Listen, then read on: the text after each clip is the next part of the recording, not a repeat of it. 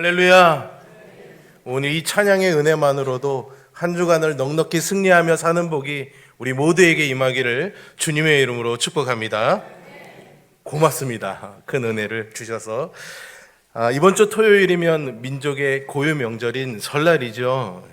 설 연휴가 주말과 겹쳐서, 주일하고도 겹쳐서 특별히 우리 그리스도인들에게는 넉넉한 시간은 아니지만은 여러분들 가족 친지들을 만나시면서 즐거운 시간들 보내시고 또 안전하고 평안한 그런 설날과 휴일이 될 수 있기를 바랍니다. 명절이 되면은 맛있는 음식을 많이 해 먹죠. 요즘은 또 시대가 바뀌어서 음식을 그렇게 많이 하지 않는 경향도 있다고는 합니다. 어쨌든 방문하는 친지의 집에 가면은 그래도 먼 길 오느라고 수고했다고 정성껏 그렇게 밥상을 내놓으시면서 따뜻할 때 얼른 먹으라는 말씀들을 참 많이 하십니다. 제가 몇 개 모르는 제주도 방언 중에 하나가요. 맨도롱 또또탈 때 호로록 도로삽사. 무슨 말인지 아십니까, 여러분? 예, 이제는 TV로 많이 돼서 아시는데 제가 군대 갔을 때 신병훈련소에서 제 옆에 있던 친구가 제주도 친구였는데 자꾸 그 얘기를 해서 뭔 말이야 그랬더니 음식 따뜻할 때 얼른 먹으세요, 드세요, 그런 뜻이라고 하더라고요. 그러고 보니까요, 음식이라는 게요, 이 따뜻할 때 먹어야 맛있고 식으면은 따뜻할 때만 하지 못한 그런 경우들이 참 많은 것 같습니다. 음식의 맛이라는 게 신선한 재료나 좋은 솜씨가 아주 중요하지만 때로는 이 온도도 한 몫을 하는 것 같습니다. 그래서요, 저마다의 음식들은요, 가장 맛있는 그런 적정 온도가 존재한다고 합니다. 물맛은요, 섭씨 13도일 때가 가장 맛있다고 합니다. 그래서인가요, 여러분? 깊은 우물에서 끌어올린 물을 마실 때인가, 약수터에서 샘에서 나오는 물을 마시면은 그렇게 맛있을 수가 없습니다. 반대로요, 물이 가장 맛이 없을 때가요, 우리 체온과 비슷한 35도에서 40도 사이에 있을 때가 물이 맛이 없다고 합니다. 제가 새벽 기도에 나올 때마다 꼭 일어나서 물을 한 컵씩 먹고 나오는데 여름에는 냉수를 먹고요, 요즘 같은 겨울에는 이가 시려서, 죄송합니다, 어르신들 앞에서 이실이라는 얘기를 해서 이가 시려서 찬물을 못 먹고 정수물을 그냥 먹는데요, 물이 약간 미지근하니까 왠지 비릿한 느낌도 나고 냉수를 먹을 때의 맛이 나지 않는데 그 이유가 바로 이거였더라고요.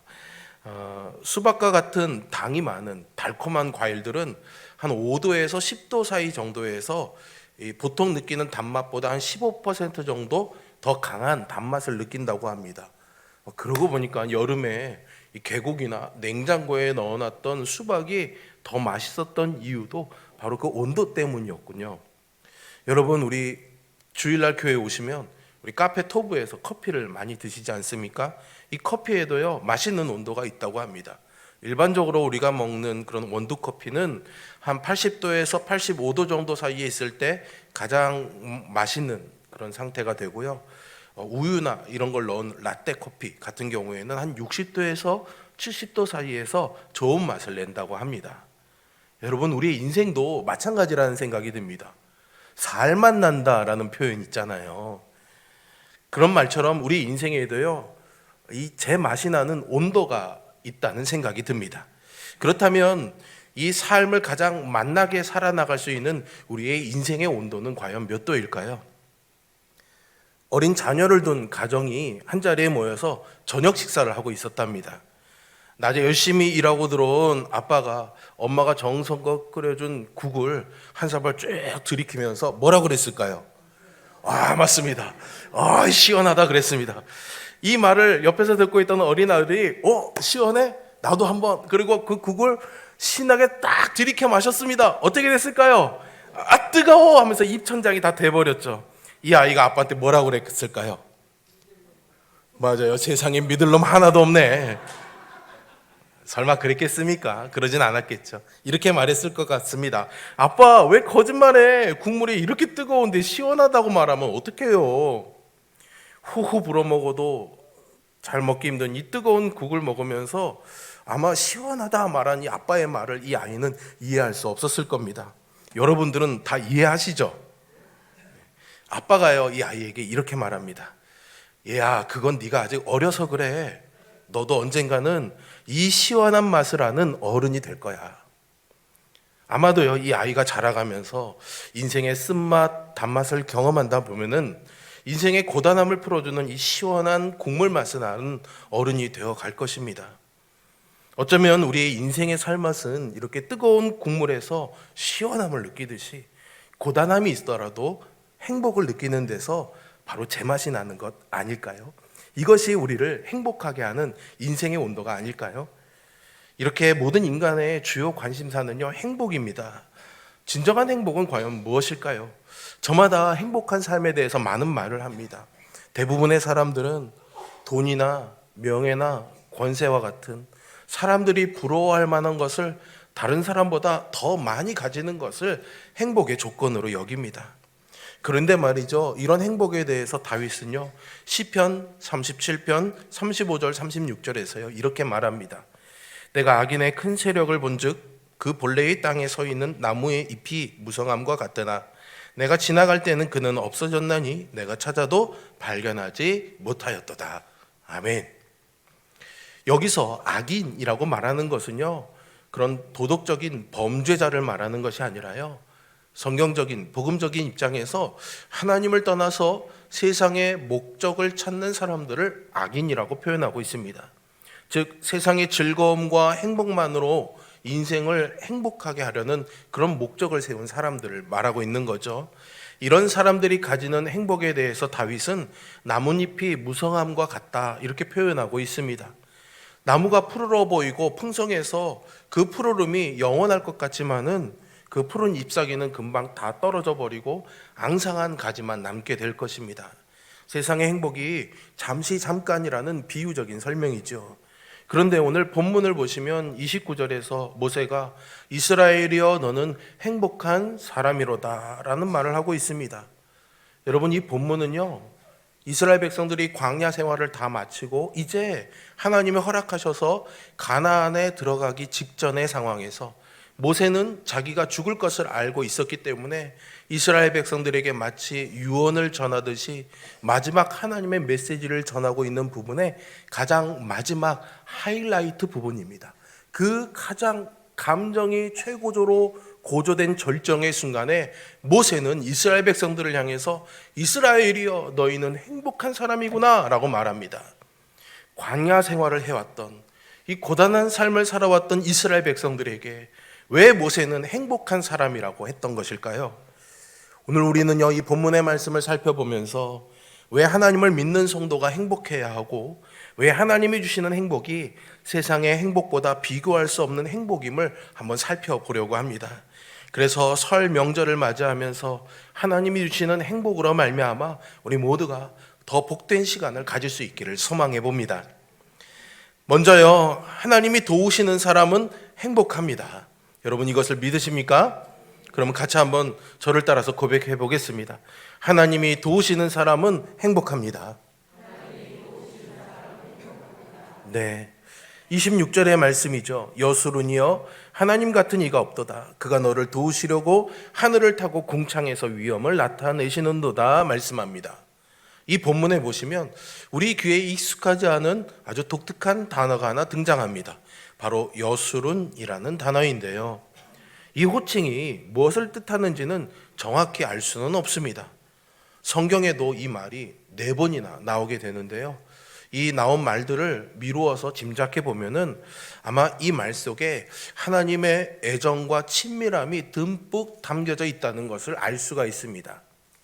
왜 어머님들이요, 어린 자기 자녀들을 말하면서 아이고 내 새끼 이렇게 말할 때가 있잖아요. 사실 여러분, 이 새끼라는 말이 어떤 짐승의 아기를 말하는 건데 때로는 이게 감정이 실려지고 그러면은 좀 안 좋은 단어로 표현되지 않습니까? 그 엄마가 아이한테 이거 내 새끼 그러면 이게 듣는 입장에선 다르게 느껴질 수도 있을 것 같아요.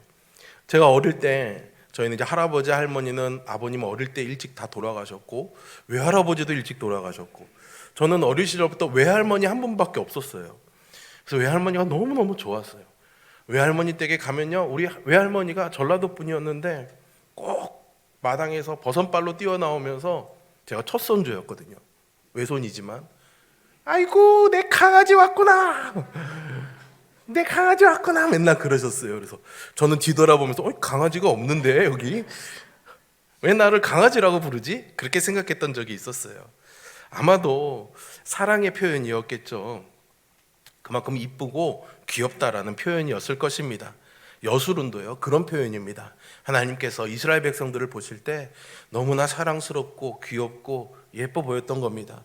하나님께서 창조하신 사람들이 있죠. 근데 그 중에서 하나님이 내가 이들의 예배를 받아야겠구나, 내가 이들의 하나님이 되어야겠구나 라고 택하신 백성이었습니다. 그러니 이들을 바라볼 때 하나님의 마음이 얼마나 넉넉하고 좋았을까요? 물론 어떤 때는 말도 더럽게 안 듣고 툭하면 반항하고 불평하고 원망했죠. 하나님께서 속을 엄청 썩으셨을 것 같습니다. 그래도 하나님은 내 백성이기 때문에, 내 자식이기 때문에 사랑스러웠을 것입니다. 그래서 그런 사랑스러운 마음을 담아서 이스라엘 백성들을 부를 때 쓰던 말이 바로 여수론이었습니다. 그런데 이 여수론이라는 말은 이 어원적으로 따지고 들어가 보면은 본래 의미가 정직한, 올바른이라는 말에서 시작이 됩니다. 여러분, 그냥 자식도 이쁜데요, 이 자식이 부모 말도 엄청나게 잘 듣고 자기가 알아서 공부도 열심히 하고 걱정할 일을 안 만들어주고 열심히 그렇게 잘 살아간다면요 얼마나 더 사랑스럽겠습니까? 내망 받지는 않죠. 항상 자식이 말도 잘 듣고 공부도 열심히 하고 신앙생활도 잘하고 믿음이 자라간다면은 정말로 금상첨화일 것입니다. 그런 자식을 보면은 부모의 마음이 흡족하고 가슴이 막 터질 것 같은 기쁨이 있겠죠. 하나님께서 이스라엘을 여수론이라고 부른 데에는요 이런 의도가 숨겨져 있습니다. 이스라엘 백성들이 하나님의 백성답게 바르게 살고 정직하게 하나님의 뜻대로 살아서 하나님께 기쁨과 만족을 안겨주었으면 좋겠다는 그 하나님의 간절한 소원이 그 이름 여수론에 배어 있는 것이죠. 오늘 본문에는 여수론이라고 적혀 있지만 우리는 이 여수론이 이스라엘을 가리키고 있다는 것을 잘 알고 있습니다. 그래서 오늘 본문의 시작은 하나님의 사랑을 받는 이스라엘아, 하나님 같은 이가 없도다라는 뜻이 됩니다. 그리고 그 뒤에 이어져 나오는 하늘을 타고 라는 표현은요 마치 저 어린 시절에 뭔가 어려운 일이 생기면 손오공이 근두운 구름을 타고 쫙 내려와서 악당들을 물리치고 큰 능력으로 도와주는 그런 그림이 생각나는데요, 하나님 그보다 더 크신 분이잖아요. 이 구름을 타고 하늘을 타고 라는 표현은 바로 천지 만물을 창조하신 하나님의 전능하신 능력을 표현하는 말입니다. 궁창에서 위엄을 나타낸다라는 이 말도 같은 의미로 하나님의 능력을 표현하는 말이죠. 하늘을 타고 다니시면서 구름 속에서 하나님의 그 위엄을 나타내시는 그 창조주 하나님, 그 하나님께서요 하나님의 백성인 이스라엘을 돕는다면요 감히 그 앞에 누가 나서서 대적할 수가 있겠습니까? 구약에서 여수론은 이스라엘을 상징하지만 신약의 여수론은요 바로 예수 그리스도를 믿음으로 구원받은 믿음의 성도들, 교회를 지칭하고 있습니다. 따라서 이 말씀을 신약적인 의미로 재해석해 보면은 천지의 창조주이시자 전능하신 하나님께서 우리 믿는 성도와 교회를 도우시려고 하는데 감히 누가 나서서 하나님의 이 역사를 막을 수 있겠느냐라는 그런 말씀이죠. 자, 여러분, 어떤 사람이 행복한 사람일까요? 바로 하나님의 이 도우심을 입은 자가 행복한 사람인 줄로 믿습니다. 진정한 행복은 천지의 창조주이시자 이 모든 만물들을 다스리시는 그 하나님의 도움을 받을 때 찾아옵니다. 하나님은 이렇게 날마다 범사에 우리에게 도움을 주시는 아버지이십니다. 하나님은 실수하지도 않으시고 졸지도 않으시고 주무시지도 않으시고 완전한 도움을 주시는 분이시고 큰 도움이시고 영원한 도움이신 줄로 믿습니다. 4, 5년 전인가요? 여름에 비가 많이 오는 날이었습니다. 그날 저희 막내 예서가 춘천에 있는 병원에 진료 예약이 있어서요 시간이 조금 받쳐서 출발했습니다. 그래서 비가 막 쏟아지는데 급한 마음에 조금 속도를 내서 달렸어요. 홍천강 휴게소에 다 다다르고 있었는데 막 비가 와서 시야가 흐려진 저만치에 뭔가 시커먼 게 있더라고요. 그래서 보니까 빗길에 미끄러져서 승용차가 가드레일을 들이받고 서 있는 거였습니다.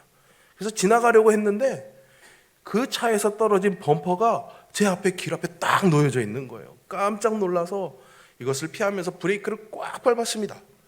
그런데 말이죠, 그때는 지금 차가 아니라 조그마한 소형 승용차였는데 쫙 미끄러지기 시작하는 겁니다. 얼마나 무섭던지 한 100m에서 150m를 미끄러져 간 다음에 겨우 차량이 멈췄습니다. 너무나 감사했던 건 차가 빙그르르 돌지도 않고 엎어지지도 않고 다 그대로 간 거예요. 아마도 작은 차에 제가 앞에서 무게중심을 잡고 있으니까 안 미끄러진 것 같습니다. 감사하죠. 제가 그때 놀란 가슴을 쓸어내리면서요, 마음에 이 말씀이 생각이 났습니다. 시편 46편 1절인데요. 하나님은 우리의 피난처시요 힘이시니 환난 중에 만날 큰 도움이시라. 아멘. 하나님이 그때 나타나시지 않았습니다. 하나님이 그때 저에게 이루야 안심해, 내가 너를 도와줄게 말씀하지 않으셨습니다. 그러나 그 환난의 순간에 하나님이 이 마음을 저에게 주셨어요. 하나님은 이렇게 우리가 보지도 못하고 그 음성을 듣지도 못하고 마치 하나님이 나와 지금 함께 하신다는 것을 느끼지 못할 수도 있겠지만 언제나 나와 함께 하시며 나를 도우시며 내가 피할 피난처가 되어주시는 하나님이신 줄로 믿습니다. 그러니 환난과 죽음과 위기의 상황에서 우리가 만날 큰 도움이 되시는 거죠. 나를 도우시고 인도하시는 하나님이 나의 하나님이시라면 세상에 이것보다 더 행복한 게 어디 있겠습니까? 한 시각장애인이 있었습니다. 하루는 그의 친구가 자기 아들 생일이라며 함께 와서 식사를 하자고 초대했습니다. 그래서 그 아들의 생일을 축하해 주면서 밤이 늦도록 그 가족과 식사를 하고 즐거운 시간을 보내었죠. 밤이 늦어서 집에 돌아갈 시간이 되었습니다. 그런데 초대한 친구가 이 친구를 돌려보내면서 걱정이 되었습니다. 그래서 이 친구에게 필요하다고 생각해서 양초가 든 등불을 그의 손에 쥐어줬습니다. 그런데 여러분, 이 사람은 시각장애인이었어요. 등불이 필요했을까요? 필요하지 않습니다. 그런데 왜 등불을 쥐어줬을까요? 그 친구의 마음은 이랬습니다. 이 친구가 어두운 밤길을 더듬어가는 그런 시각장애인인데 이 친구가 가는 데는 큰 무리가 없겠지만 혹여나 맞은편에서 오는 사람이 이 친구를 발견하지 못하면 부딪힐까 싶어서 그 양초가 든 등불을 그의 손에 쥐어주었던 것이죠. 그러면서 친구야, 내가 너의 손에 등불을 주었으니 아무도 너를 발견하지 못해서 부딪히는 일은 없을 거야 안심시켜주면서 집으로 돌려보내 주었습니다. 그러니 이제 이 시각장애인이 그 친구의 말을 듣고 안심하며 집으로 돌아가고 있었어요. 그런데 불사 그만 어떤 사람과 쾅 하고 부딪히고 맙니다. 그래서 자신과 부딪힌 사람에게 화를 내면서 이렇게 말했어요. 이보시오, 나는 앞을 보지 못하는 사람인데 당신은 두 눈을 뜨고 다니면서 어떻게 이 등불을 보지 못하고 나랑 부딪힙니까? 이렇게 제가 정성스럽게 표현하지만 그때는 화가 많이 났겠죠. 그런데 말이죠, 이 부딪힌 사람이 적반하장입니다. 더 화를 내면서 막 뭐라고 그러는 거예요. 그래서 잘 들어보니까 이런 말을 하는 겁니다. 이보시오, 당신 손에 지금 등이 있지만 이 등에는요 불이 꺼져 있다고요. 사랑하는 성도 여러분, 세상 사람들이요 이렇게 살아갑니다. 믿음 없는 사람들이요 이렇게 살아갑니다. 하나님을 알지 못하고 믿음이 없는 사람들은요 자신의 손에 그냥 등이 있다는 것으로 만족합니다. 이 등만 있으면 잘 살 수 있을 거라고 생각합니다. 이 등만 있으면 행복할 거라고 생각합니다. 그 안에 있는 등불이 꺼져버린 줄도 모르고 그 꺼져버린 등불을 들고 어두운 세상 속을 하염없이 걸어가는 것이죠. 그래서 결국에는 넘어지기도 하고 자빠지기도 하고 부딪히기도 하는 겁니다. 그리고는 그 이유를 다른 사람에게 두는 거죠. 왜 이걸 보지 못하느냐고 다른 사람들을 원망하고 비난의 화살을 마구 날립니다. 하나님을 믿는 성도는 이럴 일이 없습니다. 왜냐하면 하나님은 영원히 꺼지지 않는 나의 등불이 되어주시기 때문이죠. 주님의 말씀은 내 발의 등이요 내 길의 빛이 되어주십니다. 나를 인도하고 도와주시는 하나님이시죠. 이런 하나님을 내가 믿고 따라가니 우리야말로 진정한 행복자인 줄로 믿습니다. 사람에게는 저마다 약점이 있죠. 그래서 그 약점을요 핸디캡이라고 말합니다. 결점, 단점, 약점, 흠, 불리한 조건들을 의미하는 거죠. 이 핸디캡은요, 힘이 부족한 물리적인 핸디캡이 있을 수도 있고요, 물질적인 부분으로 극복되지 못하는 경제적인 핸디캡도 있을 수 있습니다. 또한 신체적인 장애를 가진 분들은 그런 육체적인 핸디캡이 있죠. 이런 물리적인, 경제적인, 육체적인 핸디캡이 있는 반면에 정신적인 핸디캡을 가지고 있는 분들도 있습니다. 특히 예수 그리스도를 믿지 않는 사람들은 하나님의 도우심을 기대할 수 없는 아주 이 치명적인 핸디캡을 가지고 살아가는 겁니다. 누구나 다 불완전합니다. 모든 사람들이 부족한 점들이 많습니다. 그래서 이 불안한 인생을 힘겹게 살아가게 되죠. 이런 힘든 세상 속에서 완전하신 그 하나님이 나를 도와주실 줄로 믿습니다. 마귀는요, 내가 가진 이 핸디캡, 약점을 이용해서 불안하게 하고 불행하게 하고 무기력하게 만들어 버립니다. 그래서 마귀의 종으로 삼습니다. 그러나 하나님께서는 나의 단점과 나의 잘못을 나무라시는 분이 아닙니다. 나의 핸디캡을 가지고 나를 괴롭히는 분이 아닙니다.